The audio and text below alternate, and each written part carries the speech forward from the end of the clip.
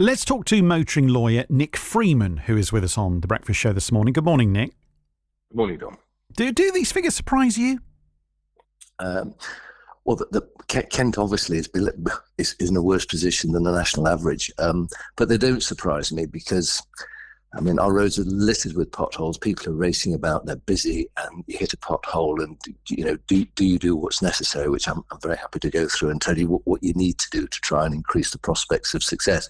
But just to give you an overall figure, the tax raised by fuel duty and vehicle excise licence, petrol and vehicle excise licence, is £33 billion a year.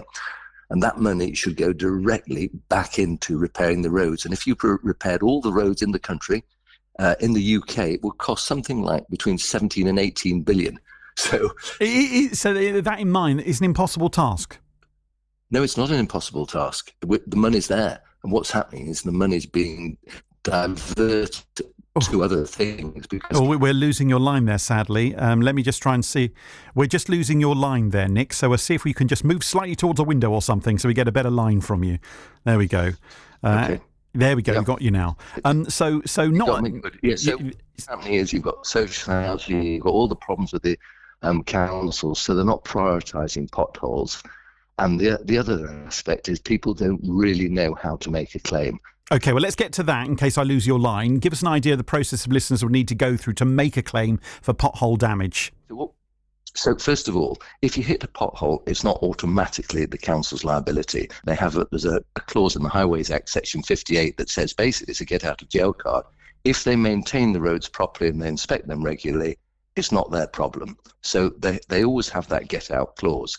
Anything under 40 millimetres, they won't touch. So if it's a very shallow pothole, it's not worth claiming. Right. However, if you do hit something more significant, and it's not likely a pothole of that depth is going to inflict any damage, what you need to do if you can is pull over where it's safe to do so, get out your car, take photographs, try and measure the depth of the pothole, maybe by putting your foot into it in relation to a shoe or something like that. If it's not obviously a dangerous road and there's traffic going past. Yeah, absolutely. And this is one of the problems.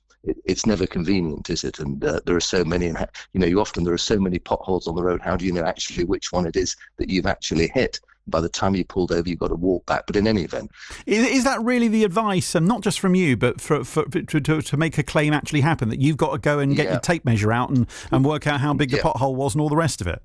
Yeah, you've got to present this evidence. Otherwise, your prospects of success are absolutely minimal. Well, that then would answer the question of why probably people don't. Once they've tried to do the claim once, they probably get another pothole and they think, I'll just ride it.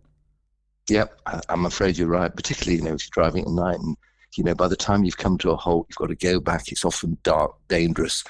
There's a lot of traffic, and you think, I'm just carrying on with my day. I'm going to get it repaired, and I'm going to just swallow the damage, unfortunately.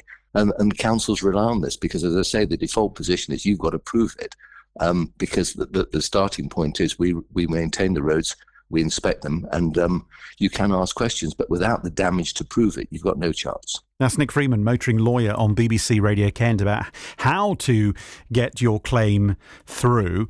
We did invite someone from Kent County Council to join me on the programme this morning. They did initially agree.